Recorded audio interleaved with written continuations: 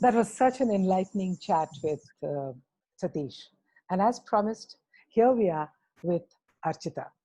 Now, I know all of you have been waiting to speak to Archita since her last performance with us, but I told you I was saving her for later, and here we are.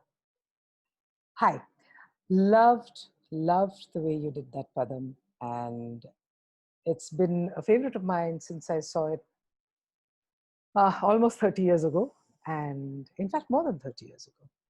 And it was just beautiful watching you do it again. Now, quickly, while we start this little chat between us, I'd like to kick it off by asking you, when we were in Kalakshetra, you can correct me if I'm wrong, but you were always more comfortable doing Nritta than doing Abhinaya. I mean, we could give you fourth speed, fifth speed of any other and you'd do it. But you were not so comfortable doing Abhinaya items.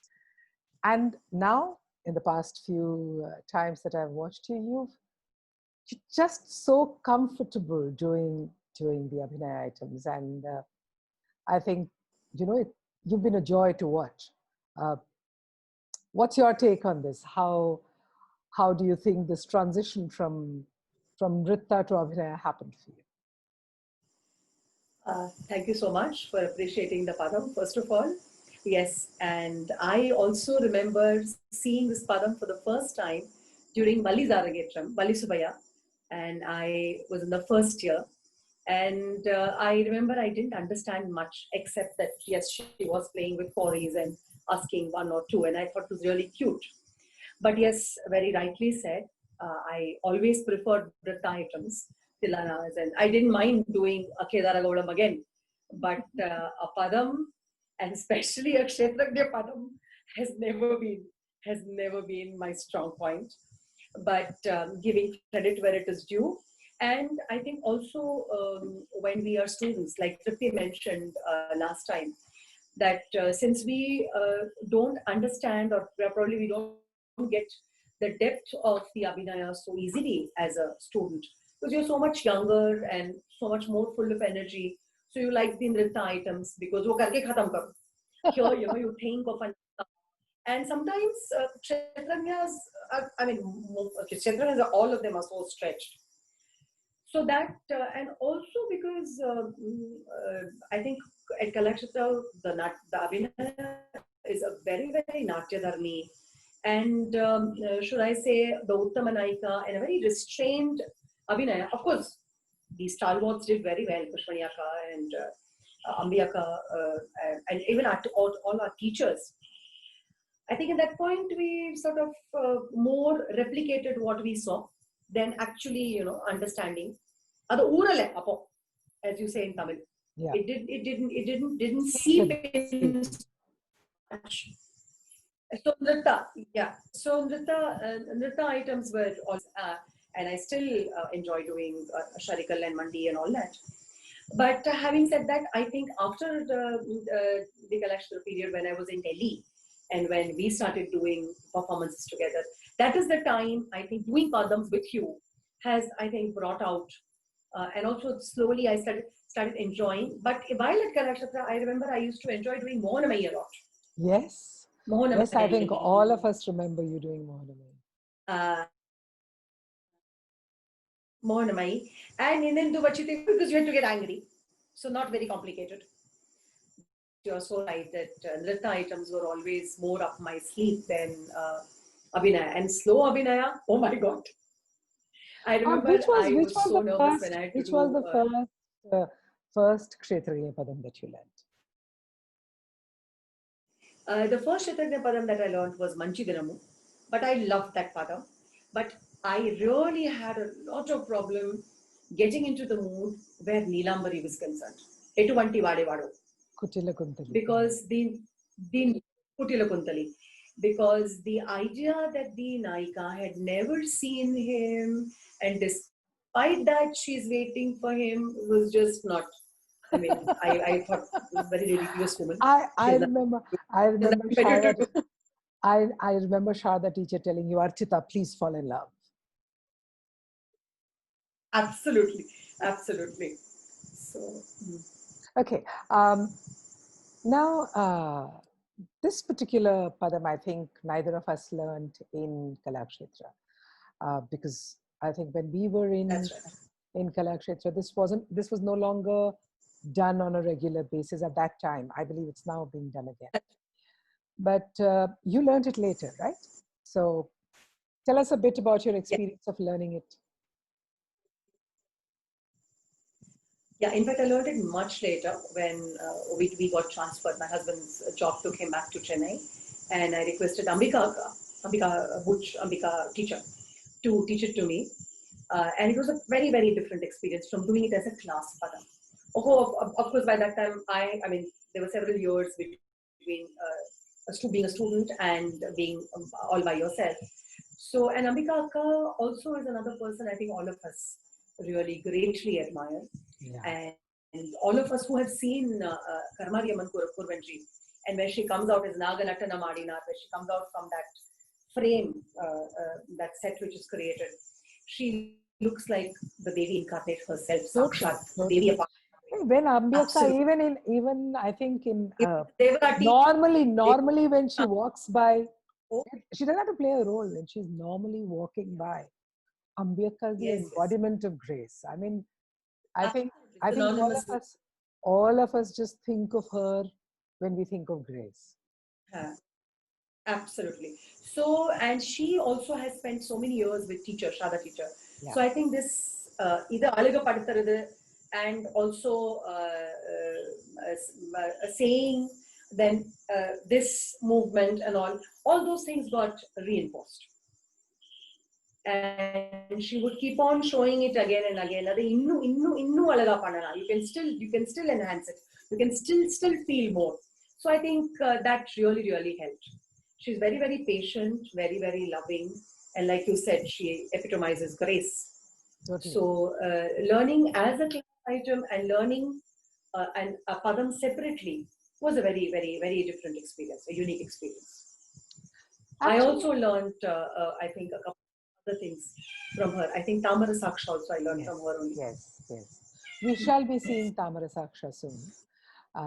That's right. I think the fact that that Abhinaya takes time, and that Abhinaya is actually an individualized experience rather than a group experience. That's right. Was something that we did not really appreciate when we were in Kalakshetra. Because it was all about learning in the class, learning with our friends, and it was like Shada teacher used to say, a tick box experience. Achha, this is done. Now we've done this one. Finish this. But the actual recitifying of it, And I know, for instance, of course, for me, it was a little different. Primarily, I was older than all of you. So my experiences were rather different. And B, because I think of my theater experience, really enjoying the Abhinaya pieces was more what I did. The Nritta used to scare me because it just required so much precision, and I was used to emoting rather than to doing. And all of you, and you still are. To all of us, you're a byword for Nritta even today. We turn and look at you when we are dancing, and you're such an inspiration when we watch you on stage. And I promise our viewers, we will have Archita and her Nritta on screen very soon. I know we've only been showing her Abhinaya, but that is also now in a different realm altogether. So it's been a beautiful experience watching that as well. So I just think that, this learning experience, and like you said, when the two of us used to be dancing together, when I came back from Kalakshetra and you also moved to Delhi from Kalakshetra, that period, I think for both of us was a very, very different sort of shared learning, growing period. Oh, yeah. And without doubt. I explored my love for choreography, and you were this completely, you were like a magic person. Anything I could think of, you could do, and that helped me really explore all sorts of choreography. And I remember that mm, I did in fact make you do a lot of very intense abhinaya solo pieces in our shows, and I think yes, you're right that being I think that is what being opened thrust the into the abhinaya, Abhinay. knowing that it was only you, I think that made a difference to your learning. But tell me, you've now been teaching Absolutely. for how many years? For about 25 years now? Since 1990, yeah. So about, yeah, so then, yeah, so more than that, right? And teaching in a non-sanitized environment such as Kalakshetra, where all of us learned. And it was easy. It was easy to adapt that culture, that discipline, because we were in that place. We were there, and everybody was expected to do this. And both of us have been teaching in metros, and in a highly complex, convoluted social construct where children are doing 500 things at the same time. And really, we are actually abjectly thankful to them for having chosen to do classical when they're also exposed to so much non-classical, so much easier stuff to do. So many other. Why don't you share? And you're doing some beautiful teaching. You're teaching different types of people, and you're doing some very, very emotionally strength requiring sort of teaching. And you have been doing it for a while now. Why don't you share some of your teaching experiences? Especially, and I would like, the reason I brought this up is because we were talking about learning in a group atmosphere. And when we are teaching, we're also teaching in a group atmosphere, but we're conscious of the difference between the learning experiences in a group and in an individual. And I know that I consciously try and give the children the individual experience as well.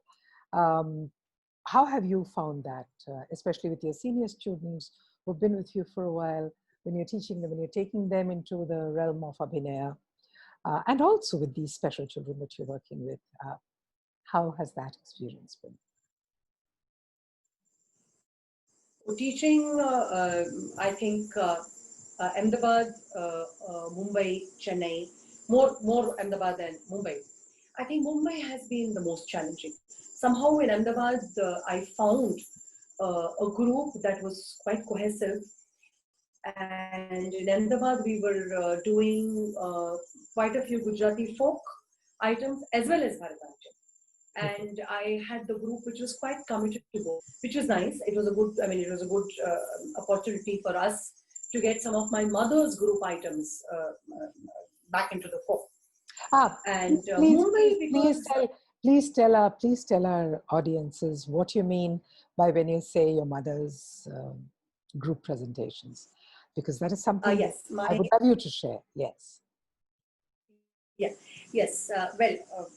The first, I think the first memory of my having seen somebody dance is what I can recall is my mother doing Garba, and especially her heech.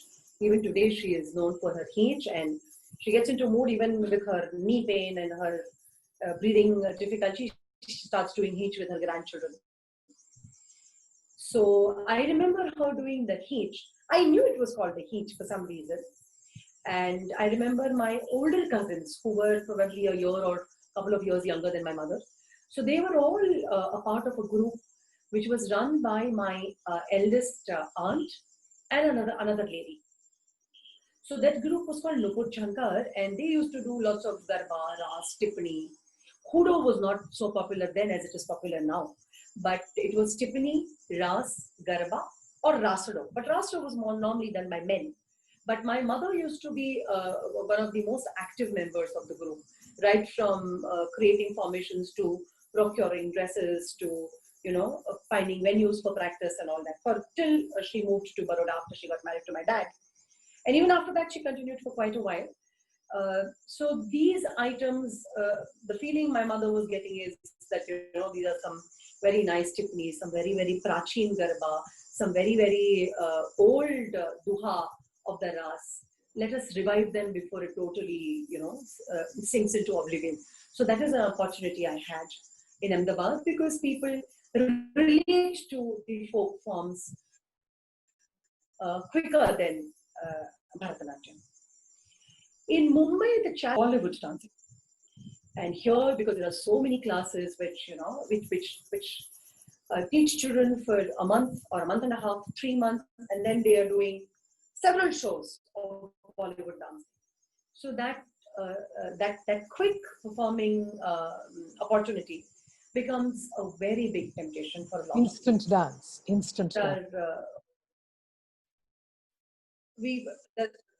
Absolutely instant fame, and of course there are also a lot of other Western dances, a lot of other contemporary dancing. We have big batches with Sandeep Soparkar and with Terence Lewis and lots of other people. So like that. So Mumbai so far has been very, very challenging, though I think I have been lucky that some of my older students who were with me in Ahmedabad, a couple of them shifted here, they are working here. So they're not coming very regularly, but they stay in touch once a week, which is good, because now they want to explore into Abhinaya. Some of them have learned the Varnam but not done the Arangetram. Some of them may or may not want to do an Arangetram, but their interest is alive. And they at least go and are regular visitors at the NCPA or any festival which they think is a classical festival, which I think is a good thing. We also need a Rasika audience. And where my teaching special kids is concerned, it began with two little ones who I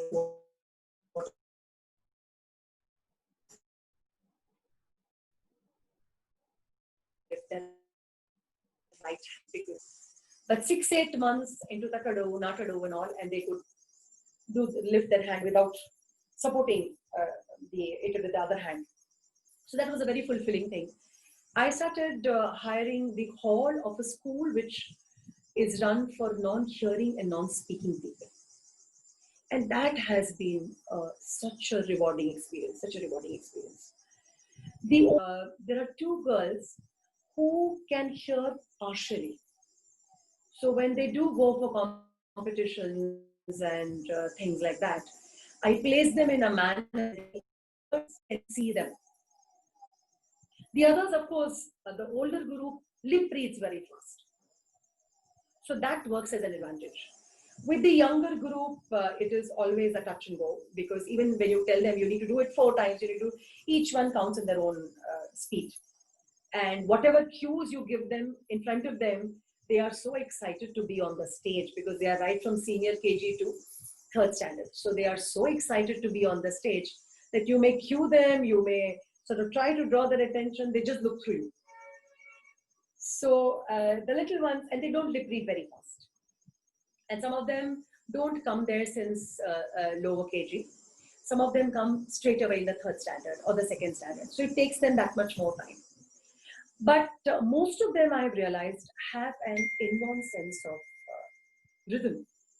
Which is why with the little ones, I have only tried a little Garba, a little Supada, a little Pushpanjali. Only with the older ones, they have done bits of Jatiswaram. They have done a little Malari. Or they have, the school has given me a song which they want for their foundation, for Founders Day or something. So I have only done things like that. But yes, the older group has almost finished Adavus. They haven't done the Allaripurs yet, but they have a little core-wise and Adavus, and there are about 15 of them. The younger lot is more, about 28 of them, the younger lot.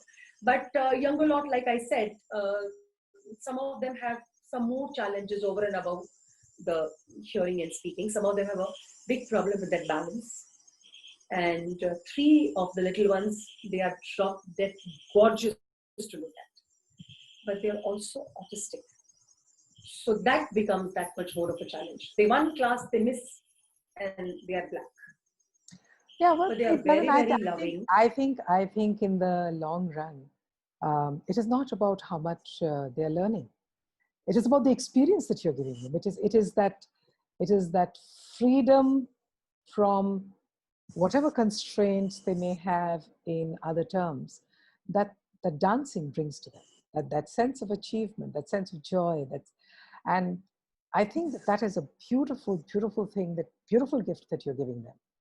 And I know totally how enriching it must be for you as well to be a part of this giving. While we're talking to you about this, I'd like to also tell our viewers that Archita spoke about her mother, who's even today a really graceful folk artist. But Archita is not artistic only from one part of the family. The other part of the family, her father, is a very accomplished visual artist. Archita, why don't you tell us a little bit about him and his work and his influence on your artistic journey yourself? Oh yes. Well, my father's it was basically my father's idea about this whole idea of going to Kalakshetra had come from him, from my father. He is MA. He has done his MA Fine Painting from Faculty of Fine Arts, Baroda, where all his staff was either from JJ School of Arts or from Shantiniketan. And Professor K.G. Subramaniam has been a major influence on his life.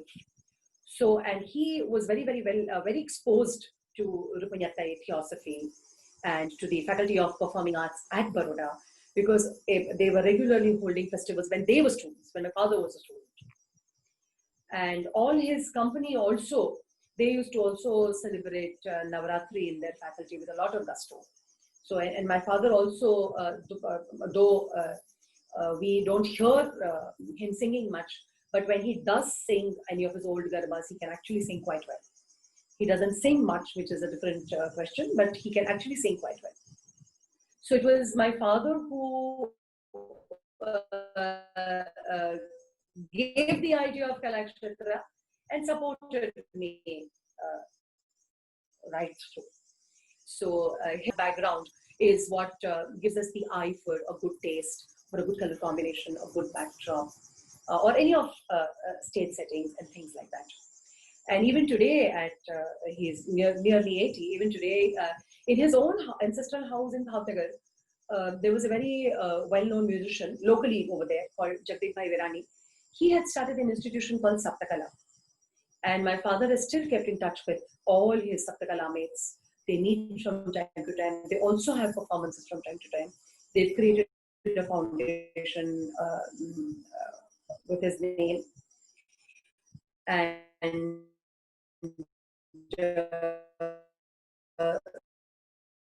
even today, he's busy. Now he's more into writing, not so much into. Okay, I lost you for a little while there. But yes, primarily I think we got most of it. I think just the last bit before you said about his writing, and we missed what you said there. Of course, I must apologize to my viewers, but the fact is that everybody's on the internet right now, and there's only that much bandwidth, and it's being shared by everybody all the time. So there may be certain glitches which we hope we will be able to iron out, but otherwise it's just wonderful to be able to connect, to be able to sit across and talk like this, which we haven't done in years since you left Delhi. And I think in a way, Corona has done us all a big favor by showing us what we miss most, this connectivity through our art, which bonds us closer than siblings. And the fact that we're happiest when we're sitting across from each other like this and discussing dance and our experience and Kalakshetra and our teachers and our friends and our teaching. And I think all of that is just that much of a wonderful experience that we want to continue to share. And while I'd love to go on chatting with you right now, we've already had a fairly long discussion after the dance with with Satish and now with you. And I do want to save part of you for other times when we are going to be watching you. So thank you once again for showing us that beautiful padam. And I can't promise that I'm not going to ask you to do more and more Abhinaya items, but I do promise everybody else that I shall certainly give you all a taste of the beautiful nritta that ARCHITA is so famous for in the not too distant future. Till then, and until our next Super Solo Saturday, it's namaskar from all of us. Thank you so much, ARCHITA. Great to have you here. Before we end, I just want to thank Kinkini Dhvani, Kinkini family. I want to thank Swagata, Ashok, Raj, Isha, all of you. And I want the audience to know that there have been so many times that I have waited so eagerly for Shruti Prabha, because that is the performance I look forward to throughout the year. And that is the festival that motivates me to keep practicing and dancing. Thank you, Swagata. Thank you, Kinkini Dhvani. Thank you once again. Well, we should be thanking you. You are an integral part of Kinkini Dhvani since I set it up. You were right beside me when I set it up. So I think it's just that we can't think of it without you. We can't think of any part of it without you. Thank you so much. All right. Namaskar. See you soon. See you soon. Thank you. Namaskar.